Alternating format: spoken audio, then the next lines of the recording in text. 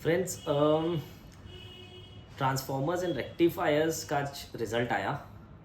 One of the first major companies that declare the results this quarter, GM Breweries के बाद. तो let us discuss this result. देखते हैं कैसा है, थोड़ा सा एनालाइज भी करते हैं. ज़्यादा देर तो पॉसिबल नहीं होगा, but let's give it some time. So इस क्वार्टर में if you compare quarter versus quarter, तो फिर बहुत अच्छी ग्रोथ आई है. From 369 crores to 512 crores. अच्छी ग्रोथ है 39% की. और वाई भी अगर देखें तो लास्ट मार्च क्वार्टर में अराउंड 438 करोर्स की सेल थी और इस बार 512 करोर्स की सेल है. अराउंड 17% का ग्रोथ है. बट यहाँ पे इम्पॉर्टेंट ये है कि सिंस ये मार्च का क्वार्टर है और कंपनी ने ये बताया है कि ये ऑडिटेड फिगर्स हैं, तो ये प्रूडेंट होगा कि वी कंपेयर पूरे साल का, पिछले साल का और इस साल का फिगर्स हमने कंपेयर करना चाहिए. तो देखते हैं उसमें क्या होता है.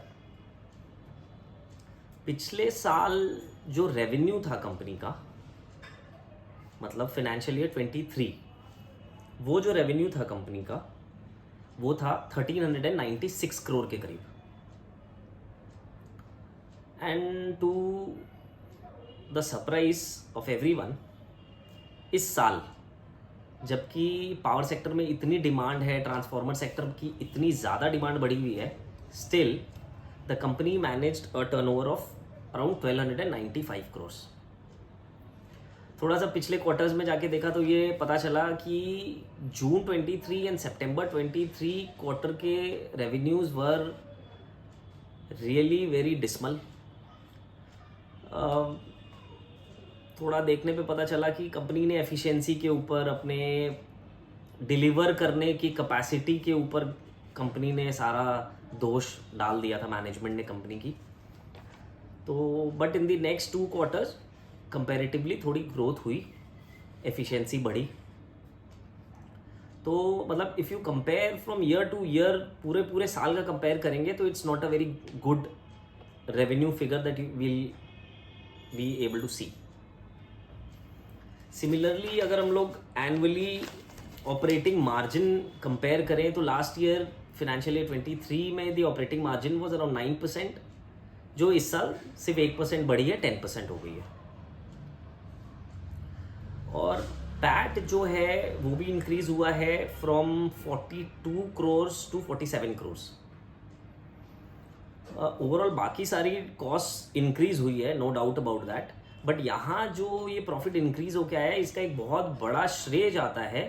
एक आइटम होता है पीएल अकाउंट में, चेंजेस इन इन्वेंट्रीज नाम का, मतलब opening stock minus closing stock का जो फिगर होता है. तो अगर वो पॉजिटिव होता है तो वो एक कॉस्ट के जैसे ऐड होता है, और नेगेटिव होता है तो वो माइनस में दिखाते हैं. तो अगर आप पूरे साल भर के पीएल को देखोगे तो यूल फाइंड कि वो जो फिगर है वो पिछले साल के कंपैरिजन में बहुत कम है. इन शॉर्ट बोलने का ये मतलब है कि पिछले साल इनकी जो स्टॉक पड़ी थी वो इस पूरे फाइनेंशियल ईयर 24 में इन्होंने पूरी की पूरी सेल कर दी है. होनी भी चाहिए थी, क्योंकि डिमांड इतनी ज़्यादा है, पावर सेक्टर इतना बूम कर रहा है, तो नेचुरल है कि ट्रांसफार्मर्स की डिमांड तो ज़्यादा होने ही वाली है. तो that is one of the main reasons कि इनका पैट थोड़ा सा बढ़ के आया है. ईपीएस अगर देखें तो लास्ट ईयर 3.07 रुपीज़ पर शेयर था, इस बार 3.24 पर शेयर है. तो बहुत कोई खास चेंज नहीं है, बहुत खास इम्प्रूवमेंट नहीं है. बैलेंस शीट में देखें तो जो मेन आइटम है इनका बोरोइंग्स का, लास्ट ईयर इनकी बोरोइंग्स अराउंड 330 करोड़ थी, जो इस बार थोड़ी सी रिड्यूस होके 556 करोड़ के 256 करोड़ के आसपास आ गई है. So this is a good sign. और सिंस ये मार्च क्वार्टर है तो इसमें कंपनी ने कैश फ्लो स्टेटमेंट भी दिया है. तो on analysing the cash flow from operations, figures बहुत अच्छे लगे, काफ़ी बेटर है एज़ कम्पेयर टू पिछले साल. पिछले साल कैश फ्लो फ्रॉम ऑपरेशंस करीब 41 करोड़ था, जो इस बार 50 करोड़ के ऊपर हो गया है। और कैश फ्लो में फिनेंसिंग एक्टिविटीज़ देखने में ये भी पता चला कि इस साल कंपनी ने प्रेफरेंशियल बेसिस पे शेयर्स इशू करके फंड रेजिंग करी थी अराउंड 117 करोड़ की। और इसमें एक मेजर चंक जो था वो एस इन्वेस्टर मिस्टर मधु केला ने लिया था, मिस्टर मधुसूदन केला ने लिया था। तो उस पैसे को इन्होंने यूटिलाइज बहुत बढ़िया किया है। क्रेडिटर्स की एक बहुत मेजर पेमेंट हुई है इस साल में, और जहाँ तक कि देखा जाए तो बोरिंग्स की भी कुछ पेमेंट हुई है उससे, और इंटरनल एक्रूअल से बोरिंग्स की मोस्टली पेमेंट्स हुई है। तो अब एक बार वैल्यूएशन पॉइंट ऑफ व्यू पे आ जाते हैं। तो जब ये प्रेफरेंशियल इशू हुआ था अराउंड नवंबर दिसंबर 2023 में, तो उस समय कंपनी के शेयर प्राइसेस थे अराउंड 200 उसके आसपास, थोड़ा नीचे थोड़ा ऊपर चल रहे थे। बट अगर आप करंटली देखेंगे तो 470 के ऊपर है शेयर प्राइस।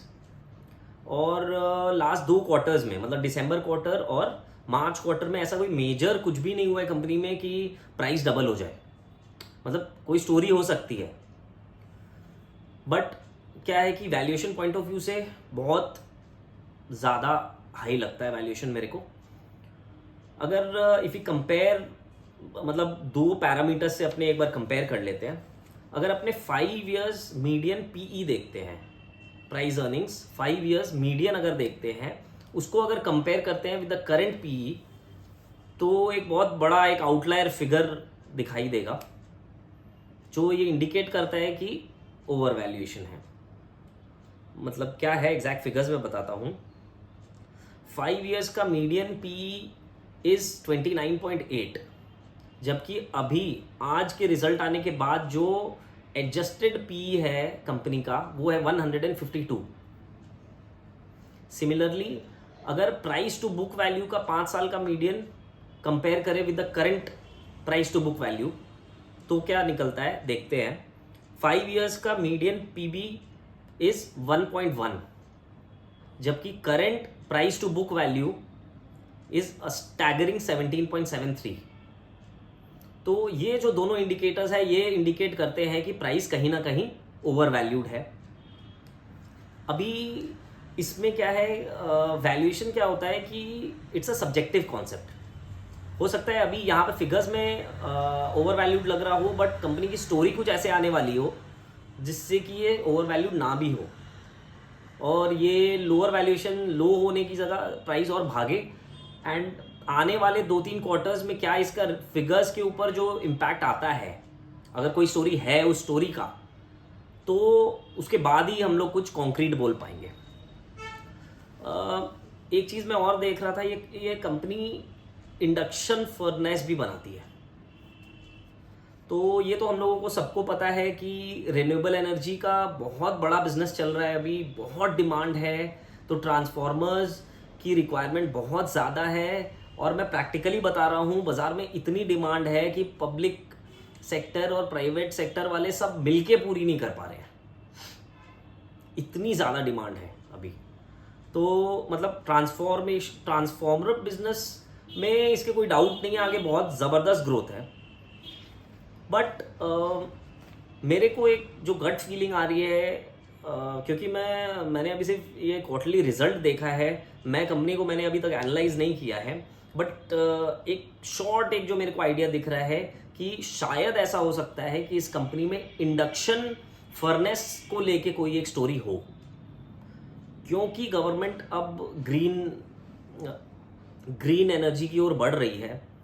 तो ये भी हो सकता है कि इन फ्यूचर गवर्नमेंट कोई एक पॉलिसी लेके आए जिसमें इंडक्शन फर्नेस का इम्पोर्टेंस बहुत ज़्यादा बढ़ जाए, और even in the game of this carbon credit ये इसमें भी हो सकता है कि इंडक्शन फर्नेस कंपनीज, बड़ी बड़ी कंपनियां, मैन्युफैक्चरर्स अपने जो फर्नेसेस हैं, एग्जिस्टिंग फर्नेसेस हैं, उनको रिप्लेस करके इंडक्शन बेस्ड फर्नेस लगा लें। तो that could be a game changer. अभी जो रिजल्ट्स था वो यही है। अब आगे हम लोग ट्रैक करेंगे इसको नेक्स्ट क्वार्टर और उसके भी नेक्स्ट क्वार्टर क्या रिजल्ट्स आते हैं, गवर्नमेंट की क्या पॉलिसीज़ बनती है, और अगर मेरे को मौका मिलेगा तो मैं इस कंपनी को भी ज़रूर एक बार डिटेल में इन डेप्थ स्टडी करके एनालाइज करूँगा और आपके साथ इसको शेयर करूँगा. So that's all for the day guys. Thank you.